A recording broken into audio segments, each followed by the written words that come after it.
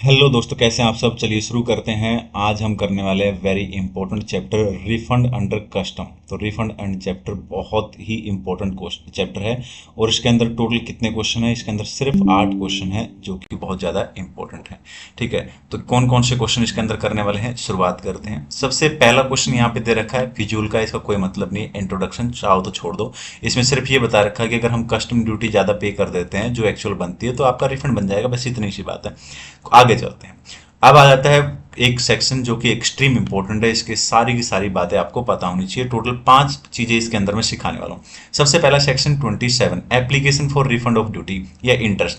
अब सबसे पहला सवाल आता है कि person who can claim refund of duty और इंटरेस्ट, यानी कौन सा व्यक्ति क्लेम कर सकता है रिफंड ड्यूटी पे। ठीक है, तो ये कहता है कि वो व्यक्ति जिसने ज्यादा ड्यूटी पे की है, वो व्यक्ति जिसने incidence of such duty bone किया है। ठीक है ना। ओके, अगला क्वेश्चन एप्लीकेशन फॉर रिफंड।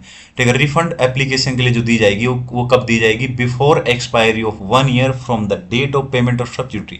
यानी जब ड्यूटी आपने पे की है, जिस डेट को पे की है वहां से 1 साल एक्सपायर होने से पहले पहले आपको क्या करना पड़ेगा, एप्लीकेशन करना पड़ेगा रिफंड के लिए। स्टडी मेट का क्वेश्चन नंबर 1 इसी के ऊपर मिलेगा आपको। ठीक है, उसके बाद तीसरी जो चीज इसके अंदर सीखनी है सेक्शन 27 के अंदर, वो है 1 साल का जो ये टाइम पीरियड है कैसे कंप्यूट करते हैं। इसका हुक है पीईआर पर।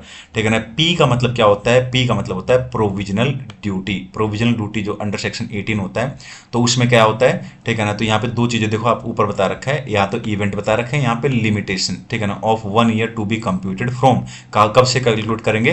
तो अगर प्रोविजनल ड्यूटी का केस है तो उसमें होगा date of adjustment of duty after final assessment, final assessment करने के बाद। ठीक है, और in case of reassessment from the date of such reassessment. Okay, PE का मतलब क्या होता है, exemption of duty in case of special order, तो from the date of such special order. ठीक है ना। ओके, पीई आर का मतलब हो गया रिफंड ऑफ ड्यूटी, अगर ऑर्डर है कोई कोर्ट का। ठीक है ना, तो डेट ऑफ सच ऑर्डर वहां से। ठीक है, क्लियर है। अब अगला क्वेश्चन जो है वो है no limitation in case of duty under protest.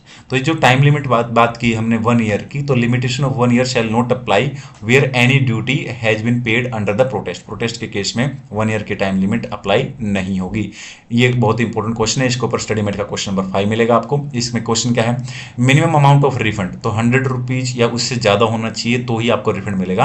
अगर लेस देन 100 है, ठीक है ना, तो फिर आपको कोई भी रिफंड मिलने वाला नहीं है। आगे चलते हैं। ठीक है ना, अब नेक्स्ट क्वेश्चन बताते हैं, extreme important question section 27 sub section 2 processing of refund. Processing of refund का मतलब है अगर आपका रिफंड बनता है तो आपका रिफंड एक फंड है उसके अंदर क्रेडिट कर दिया जाएगा, उसका नाम है कंज्यूमर वेलफेयर फंड। ठीक है ना, लेकिन कुछ ऐसी सिचुएशन है जिसके अंदर एप्लीकेंट यानी जिसने अप्लाई किया है रिफंड के लिए उसको पैसे मिल जाएंगे, उसको रिफंड मिलेगा, ना कि ठीक है ना उसको कंज्यूमर वेलफेयर फंड में क्रेडिट करेंगे। बोलो क्लियर है। इसको एक्सेप्शन ऑफ अनजस्ट एनरिचमेंट भी बोलते हैं। यहाँ पे टोटल 7 पॉइंट है, 7 में से 5-6 भी कर ले तो काफी है। एक तो दो बातें एक साथ पढ़ना, क्या इंपोर्टर और या फिर बायर, अगर इंपोर्टर है या बायर है, ठीक है ना, तो उस केस में अगर उसने बर्डन जो है पास ऑन नहीं किया है, ठीक है ना, ड्यूटी का बर्डन पास ऑन नहीं किया किसी और व्यक्ति पर, तो फिर उसको मिल जाएगा। ये इंपॉर्टेंट है, इसके ऊपर अलग से क्वेश्चन पूछा जाता है कई बार। ठीक है ना, कि अगर कोई इंडिविजुअल व्यक्ति है और वो इंपोर्ट कर रहा है पर्सनल यूज के लिए, तो उस केस में ठीक है ना फिर उसी को क्या मिलेगा, ठीक है ना, क्या मिल जाएगा, जो भी ड्यूटी उसने पे की है। स्टडी मेट का क्वेश्चन नंबर 12 इसी के ऊपर है, बी पॉइंट के ऊपर। उसके बाद चलते हैं अगला क्वेश्चन। इसके अंदर क्या कहता है अगले पॉइंट के अंदर, ठीक है ना, इसमें कहता है कि मान लो आपने एक्सपोर्ट ड्यूटी पे की है और जिस गुड्स पर पे की है वो गुड्स आपको वापस मिल गया, तो फिर आपको ड्यूटी वापस मिल जाएगी। यह सेक्शन 74 और सेक्शन 74 केस में फॉल कर रहे हो, यानी ड्यूटी ड्रॉबैक के केस में। या फिर आप ऐसे एप्लीकेंट हो जो नोटिफाइड है, ठीक है ना, सेंट्रल गवर्नमेंट के द्वारा इन ऑफिशियल गजट, ठीक है ना, तो उस केस में भी आपको क्या मिल जाएगा, ठीक है ना, आपको ड्यूटी का पैसा वापस मिल जाएगा, ना कि उसको कंज्यूमर वेलफेयर फंड में क्रेडिट करेंगे। तो यहाँ पे यही इसका क्वेश्चन पूछ रखा है, सीए फाइनल नंबर 22 के अंदर ये क्वेश्चन आया था। अभी मैंने जो 2 क्वेश्चन कराए हैं दोनों एक्सट्रीम इंपॉर्टेंट है, उनमें से एग्जाम में आ सकता है। एक और एक्सट्रीम इंपॉर्टेंट क्वेश्चन जिसकी हम बात करने वाले, doctrine of unjust enrichment with respect to refund of duty.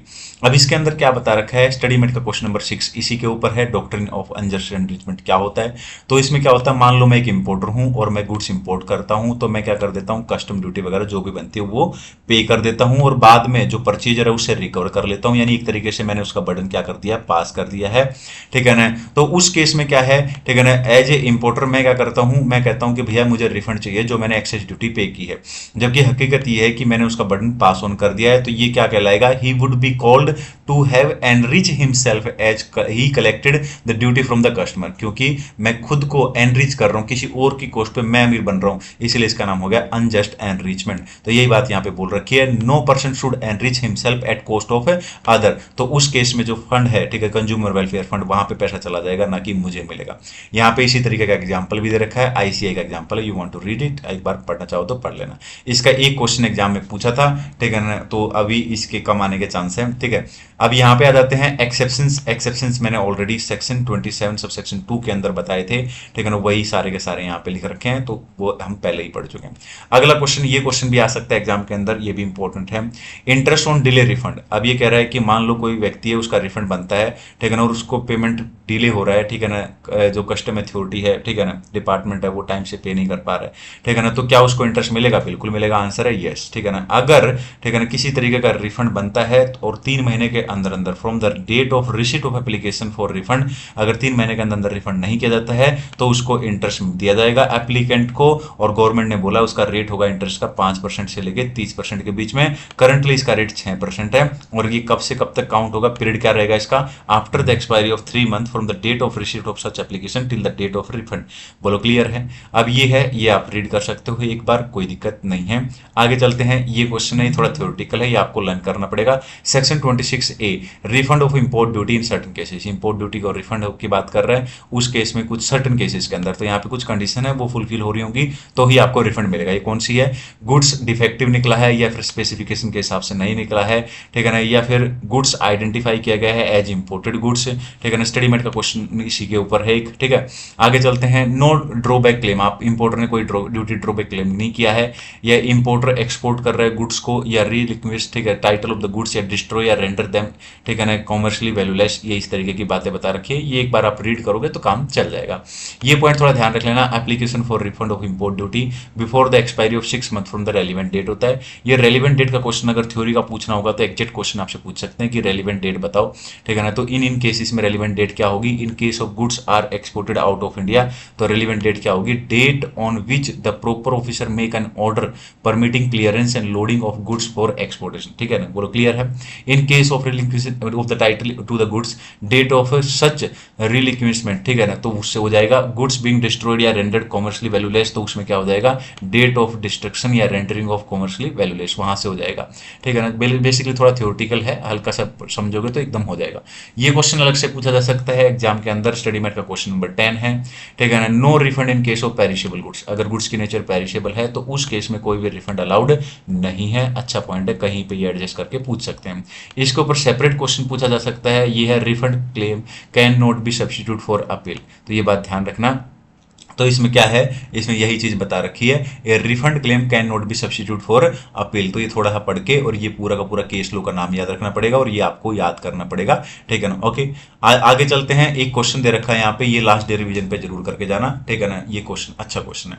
State the briefly with reference to provision of section 27 of the custom act 1962 whether the principle of enrichment will apply in case of refund of excise duty paid on car imported by personal use. मान लो एक individual व्यक्ति, जैसे मैं हूं, मैंने car import की है पर्सनल यूज के लिए, तो उस केस में अनजस्ट एनरिचमेंट अप्लाई होगा या नहीं, यही बात इसने पूछा है। तो ये कह रहा है अप्लाई नहीं होगा, ठीक है ना। क्यों?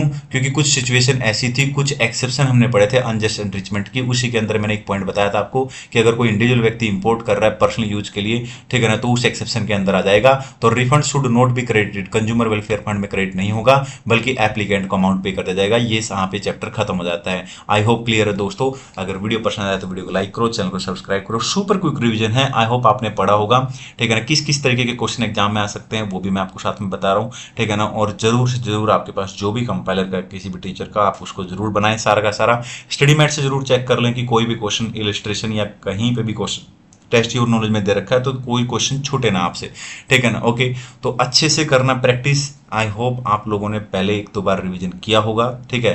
तो आज के लिए इतना ही। वीडियो को लाइक करें, चैनल को सब्सक्राइब करें, और मिलते हैं नए चैप्टर के साथ। Thank you so much.